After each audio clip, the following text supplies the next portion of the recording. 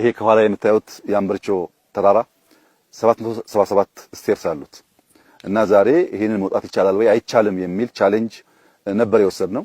እንግዲህ ብልጽግና ጀምሮ የማይጨርሰው ተናግሮ የማይፈጽመው ነገር ስለሌለ ምንም እንኳን አንበርቾ እዚህ ሆኖ ሲያዩት ቀላል ሲጀምሩት ፈታኝ ቢሆንም ፈተናን ሳንሻገር ውጤት ሊመጣ ስለማይችል መላ ቲሙ እንዳያችሁት አንበርቾን ወጥቶ 77ቱን ጨርሶ ደረጃ የሌለበትን ቦታም በ200 300 ሜትር ገደማ ወጥተናል።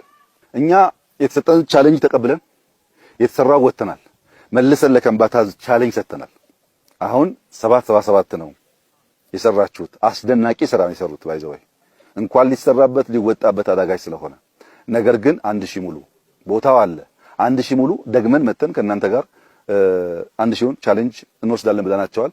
በሚቀጥሉት 3 ወራት የብርቱ የከምባታ ህዝብ አንበርቾ የመሰለውን ሐውልቱን አንበርቾ የመሰለውን የቱሪስት መስህቡን እጅግ ውብ የሆነውን ተራራ ሙሉ በሙሉ በመጨረስ እኛም መተን በጋራ የምንወጣበት ይሆናል። በርካታ ሰዎች እየመጡ ይሄን ቻሌንጅ እንደሚሞክሩ ተስፋ አደርጋለሁ። የማዕከላዊ ኢትዮጵያ ክልል ከሆነ ገና ዓመት ተኩል ገደማ ነው። የክልል ቁመና ይዞ ራሱን አደራጅቶ ያሉበትን ችግር ፈትሾ አሁን ወደ ልማት እየገባ ያለበት መንገድ ተስፋ ሰጪ ነው። በየሄድንበት በርካታ የልማት ጥያቄዎች ህዝቡ አንስቷል። በተለይም መሰረተ ልማት ስራዎች በሚመለከት የመንገድ ስራዎች በሚመለከት የተነሱ ጥያቄዎች አሉ። የተነሳ ጥያቄ ሁሉ በአንድ ጀንበር መመለስ ብንቸገርም መተን ያገናቸውን ዋና ዋና ችግሮች መርምረን ተወያይተን በደረጃ በደረጃ ለህዝባችን ምላሽ እየሰጠን እድገታችንን ብልጽግናችን ለማረጋገጥ የሚደረገውን ጥረት እናፋጥናለን የሚል እምነት ነው ያለኝ። በነበረን ጊዜ በነበረን ቆይታ እጅግ ከፍተኛ ደስታ ተሰምቶኛል። አርሶ አደሩን ለማየት ታድለናል። እርሻ አይተናል። ሌማትና ከቀርከሃ አንጻርም ለየት ያሉ ነገሮች አይተናል። ከዚህ ከአንበርቾ ተራራ በስተጀርባ ከፍተኛ የባምቡ እርሻ ይመስል ነገር አይተናል። ይሄ ባምቡ ለብዙ ነገር የሚያገዝ ነው። ቤት ይሰራበታል፣ አጥር ይሆናል። ባምቡ የማይሆነው ነገር የለም። ባህር ዛፍ ከሚሰፋ ባምቡ ቢሰፋ በእጅጉ ያግዛል። በአርቲፊሻል ኢንሰሚኔሽን በከምባታ ዞን በአብዛኛው ወረዳ ከ95% በላይ ከብቶች ተዳቅለዋል። ይሄ ለወተት ምርት በእጅጉ የሚያግዝ ነው። በየሰፈሩ ወተት ፓክ የሚደረግበት ስራም ተጀምሯል። ወተት ማምረት ብቻ ሳይሆን ፕሮሰስ ማድረግ ጀምረዋል።